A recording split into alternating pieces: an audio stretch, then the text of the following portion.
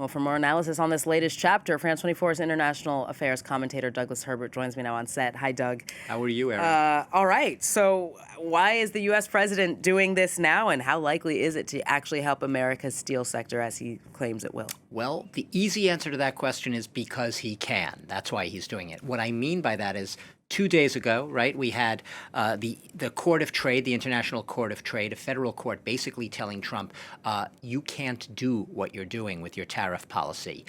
You can't use it as a cudgel the way you are. Basically, you have overstepped your authority. It is anti-constitutional, and so on and so forth. Except, and here's where that big asterisk, right, buyer beware comes in.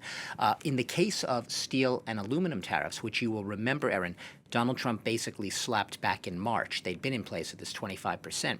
They were exempt. They had nothing to do. They were outside the bounds of this federal court ruling earlier this week. Because of that, they sort of stood alone.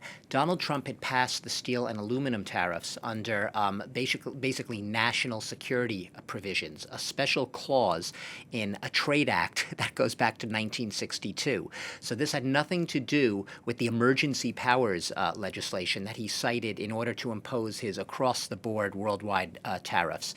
This was a separate series of tariffs limited to steel and aluminum cars, and so on and so forth. So when I say he can, meaning he can. This is not something that was blocked by a court. And I will note, by the way, an appeals court has now temporarily halted that decision by the federal court saying to Trump, you can't do that. So for now, he can do even that.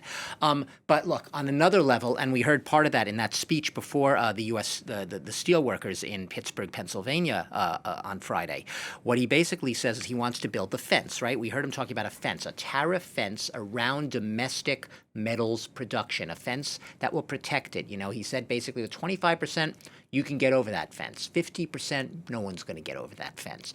So he is pitching this as a way to bolster and shore up the ability of U.S. flagging steel industry to be able to protect itself. He said to them at one point, you guys are all referred to as the Rust Belt because of the decline in many ways of the steel industry in recent decades, and China by far now the biggest global steel producer.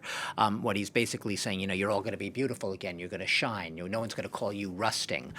So from his standpoint, he sees this as literally fence guarding and ring fencing the U.S. steel industry, protecting these workers for unfair foreign dumping. But I will note, and this is important to note, that for many economists, and even some steel workers, right, not everyone's on board with this, they see this as perhaps breaking up and ripping up recklessly a very intricate series of trade relationships involving trade, especially with Canada, which is the biggest steel exporter to the United States. So a really long-built trade relationship, which ultimately could boomerang right back in the face of the U.S. steel industry.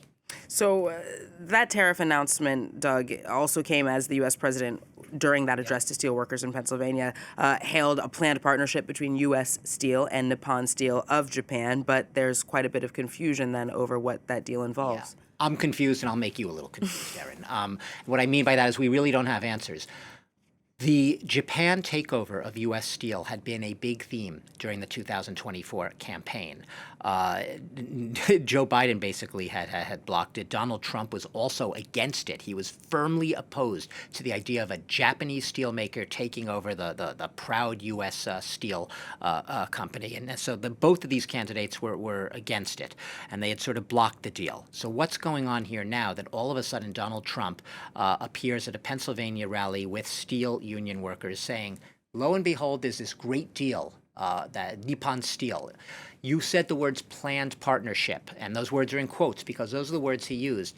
And no one really knows yet the specifics. It's unclear whether Donald Trump himself might know the actual details of this deal. Some steel workers are confused as well because the idea is that Donald Trump has promised, and the Trump administration has promised, Nippon Steel will not be owning U.S. Steel. Nippon Steel, Japan will not be calling the shots in proud U.S. domestic steel production.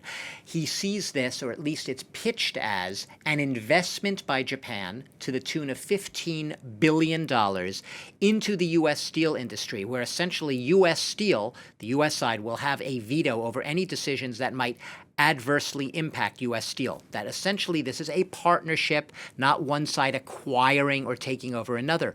But on the website itself of U.S. Steel, it seems to suggest of these steelmakers, it seems to suggest that this is an acquisition, that this is, unless it's been changed in the past few minutes, it is an acquisition of Nippon Steel over U.S. Steel. Hence the confusion, or hence the sense that perhaps all of the details aren't worked out. Maybe Donald Trump, as he has done in the past, is trying to put the cart before the horse a little wishful thinking.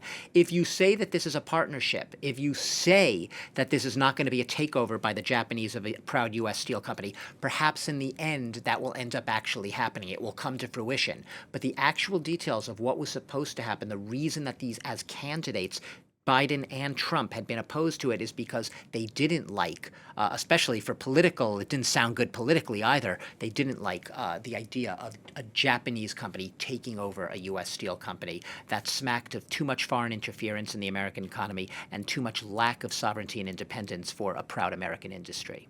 Glad to have you with us and to clarify at least part of that confusion on so many of these tariff announcements that are increasingly difficult to follow. Douglas Herbert, thank you very much.